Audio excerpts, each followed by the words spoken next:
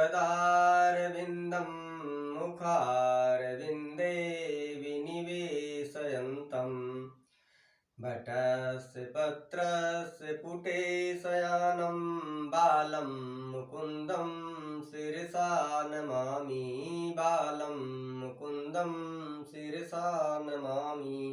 श्रीकृष्ण गोविन्द हरे मुरारे श्रीकृष्ण गोविन्द हरे मुरारे हे नाथ नारायण वासुदेवा हे नाथ नारायण वासुदेवा।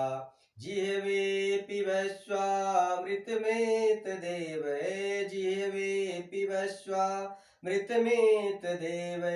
गोविन्द दामोदर माधवेति गोविन्द दामोदर माधवेति। विक्रेतु कामा खुल गोप कन्या विक्रेतु कामा खिल गोप कन्या मुरारी पादार्पित चित्र वृत्ति मुरारी पादार्पित चित्र वृत्ति। दध्यादिकं मोहवसादवोचक दध्यादिकं मोहवसादवोचक गोविन्द दामोदर माधवेति गोविन्द दामोदर माधवेति। बोलिए श्री कृष्ण सरकार की, माता पिता की, गुरुदेव भगवान की, भागवत महापुराण की जय जय श्री राधे श्याम।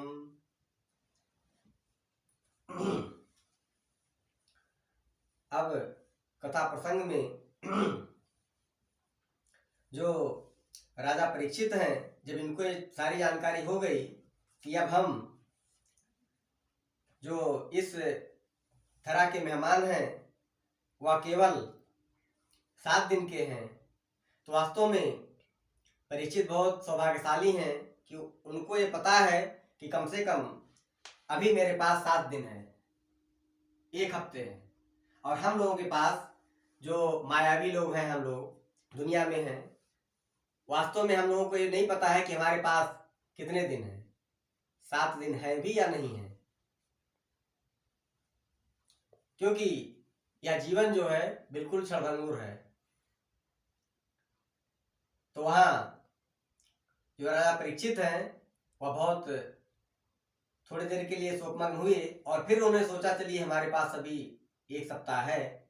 और उस 1 सप्ताह में वह क्या किए, उनका जो मन था, बुद्धि था, चित्त था, अहंकार था, जो मन के विषय थे, इच्छा आकांक्षा, चित्त के विषय थे माया में स्थिरता, जो बुद्धि के विषय थे, जो हमारे मन रूपी हाथी कहती है उसको प्राप्त करने के तरीके, अहंकार के जो विषय थे, मद मोह ईर्ष्या लालच, इन सब पर उन्होंने नियंत्रण स्थापित किया। और नियंत्रण स्थापित करते हुए सबसे यह बात शेयर की, सबके सामने संवाद किया। और उसके बाद वे वहां से निकल जाते हैं तप करने के लिए। इससे पहले, तप के जाने से पहले वे अपने पुत्र जन्मेजय को हस्तिनापुर का राज सौंपते हैं और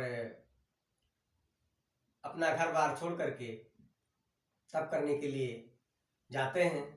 और वहां पर क्या होता है कि वे जब रमणीक जो स्थल है, एक रमणीक स्थल पर पहुंचते हैं और वहां पर वे बैठ जाते हैं एक तरह से अनशन पर। और वे अपने क्रियमाण जो है वो सोचते हैं हमारा क्रियमाण ऐसा क्या हुआ कि मैंने ऐसी बड़ी गलती कर दी और इसका क्या निदान है। ऐसा ही सोच करके जब परीक्षित वहां बैठते हैं तो वहां क्या होता है, ततश्च पृच्छामि विप्रेक्ष ब्रज भयापि विप्रायदि कृत्य सर्वात्मना मृकणाश्च कृत्यं शुद्धम च तत्राश्रित अभियुक्ता। वहां पर जब वहां अनशन पे बैठते हैं तो वहां क्या देखते हैं कि बहुत सारे ऋषि मुनि वहां एकत्रित होते हैं। अब वे जब ऋषि मुनियों को देखते हैं बहुत सारे, तो वह बहुत प्रसन्न हो जाते हैं और अपने भाग्य पर फिर सराहना करने लगते हैं कि मेरा सौभाग्य कैसा है कि जो इतने सारे ऋषिगण हमको एक साथ मिल रहे हैं। क्योंकि जो ऋषि का संत महात्माओं का संग होता है, यह जब बहुत करोड़ों जन्मों का पुण्य इकट्ठा होता तभी ऐसा होता है। क्योंकि कोटि जन्म समुत्थेन पुण्येनैव तुलभ्यते। करोड़ों जन्मों का जब पुण्य इकट्ठा होता है, पुण्यों का पुंज इकट्ठा होता है, तब हमको कथा श्रवण और सत्संग मिलता है। पुण्य पुंज बिनु मिलहि न संता, बिनु संतन संसृत नहीं अंता। पुण्य पुंज बिनु पुण्य पुंज बिनु मिलहि न संता। जब तक पुण्यों का पुंज यानी एक समूह नहीं एकत्रित होता, तब तक हमको कथा श्रवण नहीं मिलता है। तो वहां पर जो राजा परीक्षित हैं, अपने पुण्य पर बहुत उनको गर्व होता है कि बहुत अच्छा हो रहा है और इतने सारे ऋषि हमको एक साथ मिल रहे हैं और हमको ये अवसर मिल रहा है इनसे बात करने का, इनसे अपना जो हमारा प्रश्न है उनसे पूछने का कि महाराज ऐसा क्या हुआ कि ये सारी घटनाएं हमारे साथ घटित हुई। तो राजा परीक्षित उनसे क्या बोलते हैं, तत्राभवद भगवान व्यासपुत्रो यदृच्छया गामट मनो अनपेक्षः, अलक्ष्यलिंगो निजलाभुतष्टो श्रितश्च बलैर्वधूत वेशः। वहां पर जब ये सारे प्रश्न, ये सारी बातें रखते हैं राजा परीक्षित सबके सामने, तो सभी लोग शोकमग्न हो जाते हैं कि अब क्या करना चाहिए, इसका निदान कैसे होगा।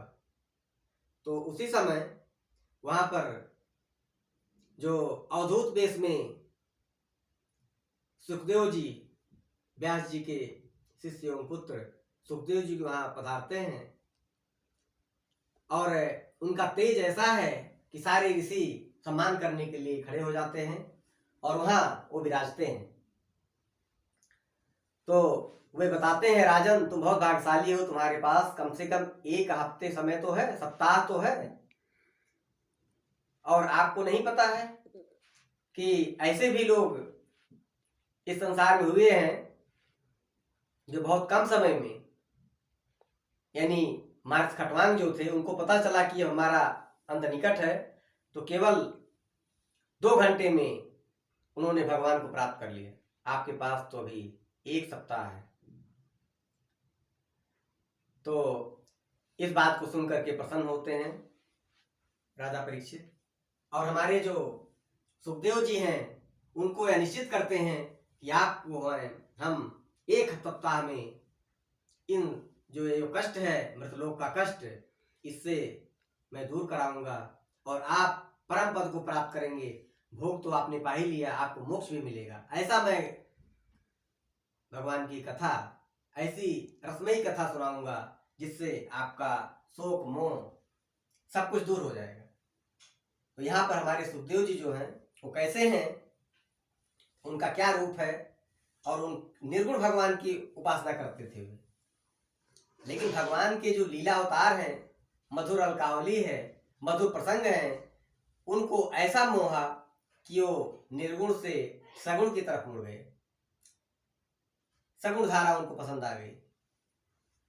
ब्रह्मानंदी चला रे प्रेमानंद पाने, ब्रह्मानंदी चला रे प्रेमानंद पाने, ब्रह्मानंदी चला रे प्रेमानंद पाने, प्रेमानंद पाने कान्हा दरस पाने, प्रेमानंद पाने कान्हा दरस पाने, ब्रह्मानंदी चला रे प्रेमानंद पाने, ब्रह्मानंदी चला रे प्रेमानंद पाने। तो हमारे सुखदेव जी जो ब्रह्मानंदी हैं वो सगुण उपासक होकर के और भगवान की कथा लीलाओं का गायन करते हैं। और अब यह जो भगवान सुखदेव हैं जब वहां आए और ये सब बात बताए, तुम्हारे राजा परीक्षित बहुत प्रसन्न हुए कि चलिए हमारे भी मोक्ष का साधन हो गया। और ऐसे ही हमारे पार ब्रह्म परमेश्वर आप सब पर कृपा करें, आप सबका कल्याण हो। इसी के साथ जय जय श्री राधे श्याम, जय जय श्री सीताराम, जय जय श्री गुरुदेव भगवान की जय, भागवत महापुराण की जय।